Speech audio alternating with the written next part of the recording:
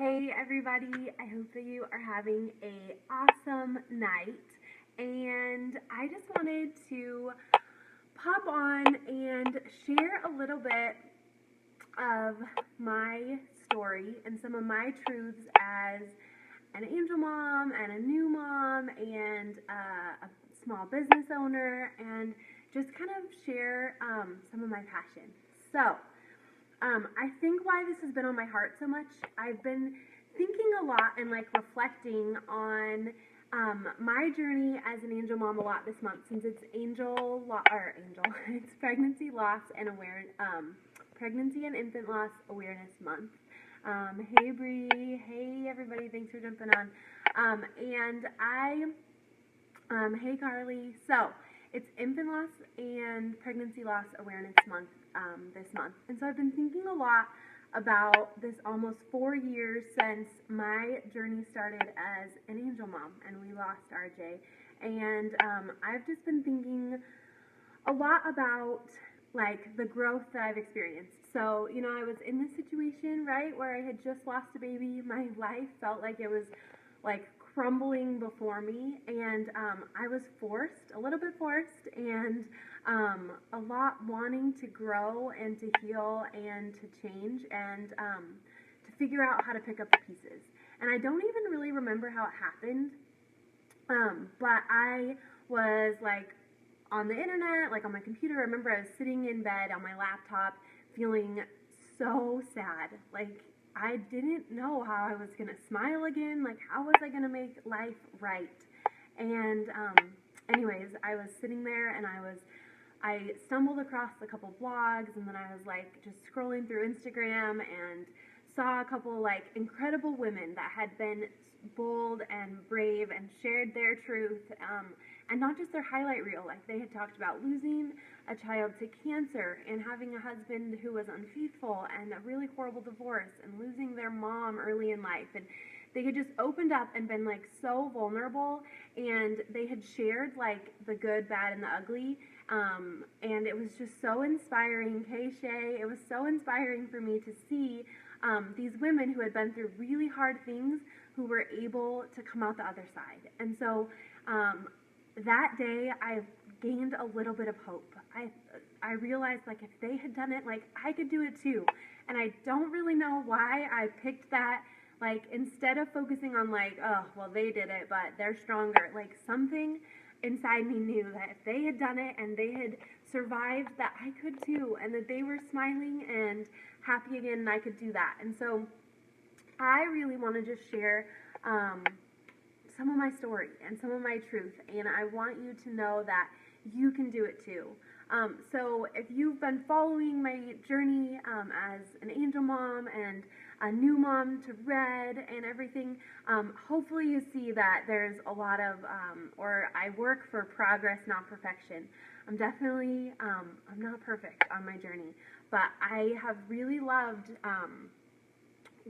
just being myself and figuring out as I go along how to feel my best, because I realize that I want to feel joy again, and that the grief, it creeps in, and that there's always things in life that like you don't have control over, and that you have to just roll with the punches. And so that has been something that has been so hard for me, and I sometimes we're forced to be strong even when we don't think that we can be. And grief sneaks in. So I'm just thinking back, like, as I've been thinking this last month, like, there have been so many times where it has come back and I've been so sad, and I've felt like, how am I going to do this? Like, it keeps sneaking in, and I feel myself kind of slipping back into like old behaviors. And I was definitely like comfort food after RJ. Like, one thing that brought me a little bit of happiness was like ice cream and cookies and pizza. And when you are struggling for any kind of happiness, that sometimes is what you turn to. And it was okay. I had to let myself feel it and heal through it, and that was just what I did. So anyways, I was really struggling again this spring. So sometimes, it was like the perfect storm. So it was Red's first birthday, and I was losing my baby. He's growing up, and I got this really terrible cold, and I got like this funky pink eye, and Red was sick, and like RJ was supposed to be turning 3, and we'd been traveling for 3 weeks, and I just felt like, I don't know, like all of a sudden again, my life felt hard, and I didn't feel like I could keep up. And I realized that I slowly had stopped doing the things each day that I had worked so hard to implement. And like the healthy lifestyle that I was working for, like I wasn't working it anymore. And I had like started to take for granted like how good I had been feeling. And I had just like let it slide. And that happens, right? Because life isn't perfect and it's a journey and we let it slide. And I remember getting back from vacation, and I've shared this experience before, but like when I was changing a poopy diaper of Red's and it smeared and it was like, ugh, awful. And I was so cranky, and I'm not a yeller, and I want to like not yell at Red. That's like not my thing, but I kind of lost my cool. Well, I did lose my cool, not kind of. I did. And I yelled about a poop smear, and it was like so awful. And then I just broke down into tears because that wasn't me, and that wasn't what I wanted to do, and I was just failing. I felt like I was just failing as a mom left and right, and I was feeling so overwhelmed. And I had let some of the emotional eating come back in. We'd been traveling, so some of those healthy habits, and like I remember I just decided that I couldn't fix it all at once.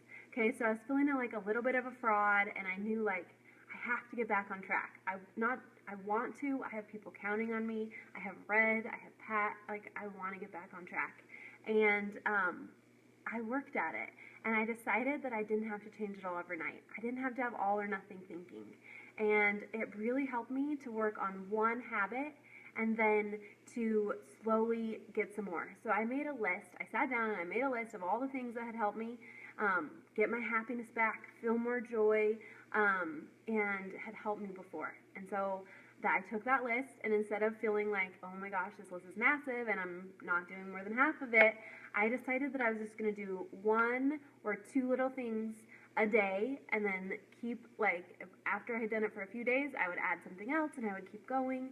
And it didn't take very long for me to, like, feel the benefits of, like, investing in myself again and taking care of me.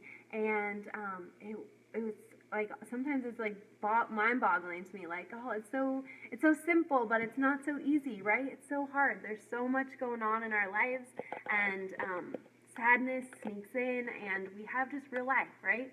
So anyways, I remember like taking my before pictures again and feeling so discouraged, and the little voices in my head were like, oh, you're back here again, and look how far you've slipped, and like 3.5 years out, and grief is still winning, and feeling so discouraged. And then I just realized, like, no, I'm not back at the beginning. Like, I have learned so much, and I have these years of life experience, and I'm always going to miss RJ, and I'm always going to be sad that Red's growing up right before my eyes, and that soon he won't be a baby, he's going to be like a kid.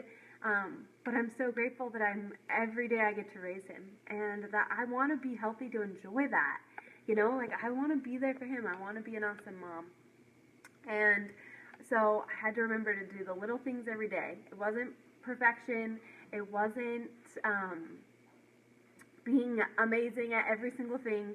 It was like little simple things each day. And I'm just so grateful that I started on this journey, and that I had women that when I didn't want to be strong and I wanted to throw in the towel and I felt so dark and so lost, that women had shared their story and that I had them to reach out to.